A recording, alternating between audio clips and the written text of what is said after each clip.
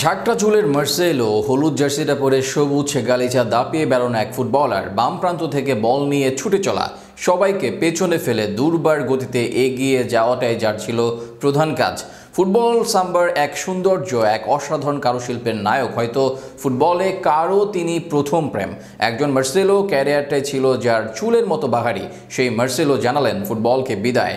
মার্সেলোর রঙিন ক্যারিয়ার আর তার অবসরের বাকি গল্প থাকছে প্রতিবেদনায়। ফুটবল বিশ্বে কিছু নাম চিরকাল স্বর্ণাক্ষরে লেখা থাকে। ব্রাজিলের মার্সেলো তাদেরই একজন। ব্রাজিল ও রিয়াল মাদ্রিদের কিংবদন্তি লেফট ব্যাক মার্সেলো এমন একজন ফুটবলার যিনি ফুটবলকে শুধুই একটা খেলা নয়, বরং শিল্পে পরিণত করেছিলেন।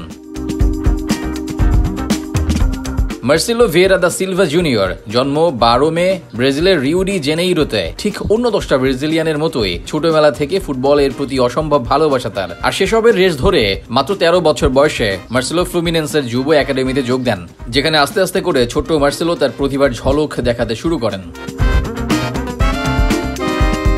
সালটা 2007। মার্সেলোর বয়স সবে 18। সুযোগ আসে পৃথিবীর অন্যতম সেরা ক্লাব স্প্যানিশ জায়ান্ট রিয়াল মাদ্রিদে যোগ দেবার। এমন সুযোগ কি হাতছাড়া করে কেউ?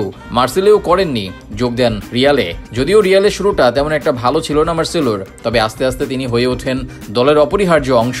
তার আক্রমণাত্মক খেলা, ড্রিবলিং, নিখুঁত পাসিং এবং অসাধারণ ডিফেন্সিভ স্কিল তাকে বিশ্বের অন্যতম সেরা লেফট ব্যাকে পরিণত করে। রিয়াল মাদ্রিদের হয়ে মার্সেলো 5টি চ্যাম্পিয়ন্স লিগ, 6টি লা লিগা, 2টি কোপা দেল রে এবং 5টি ক্লাব বিশ্বকাপ সহ অসংখ্য ট্রফি জিতেছেন। বিশেষ করে চ্যাম্পিয়ন্স লিগের ফাইনালগুলোতে তার পারফরমেন্স ছিল অনবদ্য। 2018 সালের ফাইনালে তার অসাধারণ পারফরমেন্স রিয়াল মাদ্রিদকে টানা তৃতীয়বার শিরোপা জেতাতে সাহায্য করে। ব্রাজিল জাতীয় দলের জার্সি গায়ে 2006 সালে অভিষেক ঘটে মার্সেলোর। 2014 বিশ্বকাপে তার পারফরমেন্স ছিল চমৎকার, যদিও দলটি সেমিফাইনালে জার্মানির বিপক্ষে ঐতিহাসিক 7-1 গোলের পরাজয়ের শিকার হয়। তবে সেটা হয়তো পুষিয়ে দেন 2019 সালে কোপা আমেরিকা জয়ী ব্রাজিল স্কোয়াডের গুরুত্বপূর্ণ সদস্য হয়ে।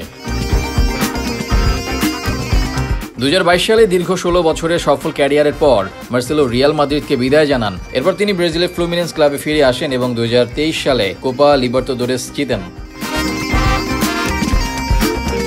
2024 সালে মার্সেলো আনুষ্ঠানিকভাবে ফুটবলকে বিদায় জানান। এরপর 2025 সালে তিনি সব ধরনের ফুটবল থেকে নিজেকে সরিয়ে নেওয়ার ঘোষণা দেন। মার্সেলোর দক্ষতা, আবেগ, লিডারশিপ এবং মাঠে অনন্য স্টাইল তাকে সর্বকালের অন্যতম সেরা লেফট ব্যাকে পরিণত করেছে।